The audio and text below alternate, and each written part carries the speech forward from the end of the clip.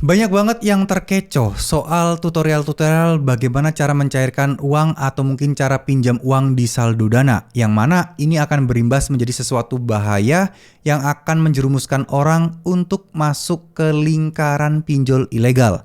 Dan ini tidak disadari ya, karena menganggap Dana adalah sebuah aplikasi legal yang mana ya itu adalah e-wallet aja yang bisa digunakan untuk pembayaran dan ternyata bisa digunakan untuk melakukan pinjaman uang. Nah, banyak di luar sana tutorial-tutorial itu yang mengajarkan cara pinjam saldo Dana dengan fitur minta atau fitur request. Yang mana kalau fitur minta dan fitur request ini ya, itu kemudian fiturnya ini kayak semacam disebarkan ke sebuah grup Facebook, disebarkan ke sebuah grup WA, yang mana di situ memang incaran-incaran para pinjol ilegal. Pernah nggak sih kalian kebayang bahwa kita cuman capture QRIS ya, QRIS atau barcode-nya yang fitur dana pinjam tadi ya, fitur minta tadi di grup-grup pinjol itu yang isi adalah orang-orang pinjol ilegal semua. Yang mana tentu saja kan nggak mungkin ada orang yang tiba-tiba kalian share foto itu buat QRIS-nya, terus kemudian dia transfer saldo dananya ke kalian sejumlah nominal yang kalian inginkan. Masuk akal nggak? Nggak bakal masuk akal. Pasti akan ada pembicaraan, agreement di mana kalian harus ngasih data, KTP dan lain sebagainya.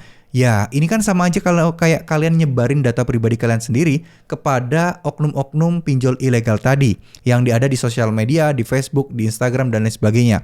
Ini juga berlaku untuk joki pinjol ya, hampir-hampir sama. Resiko dan bahayanya seperti itu.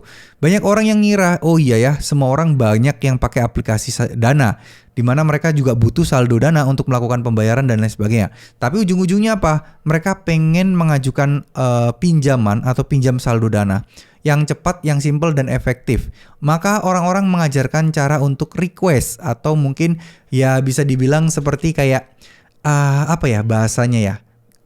Memanfaatkan fitur minta yang sebenarnya untuk saling sesama teman aja, tapi ini dilempar ke sebuah grup Facebook yang isinya pinjol ilegal dan juga pinjol legal. Yang nyerbu biasanya adalah orang-orang pinjol ilegal ya, yang nawarin bantuan inilah, nawarin ini, yang ujung-ujungnya kalian dimintain data-data pribadi dan ujung-ujungnya kalian apa? Ujung-ujungnya ya kalian akan ketipu begitu saja.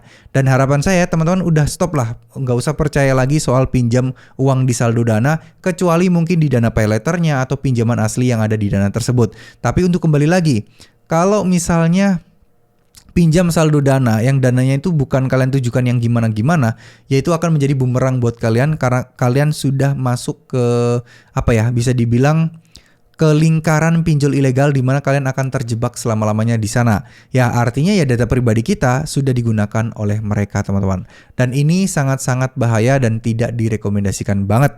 Karena apa? Ya, mending pinjol ilegal yang ada di Play Store. Jelas gitu ya.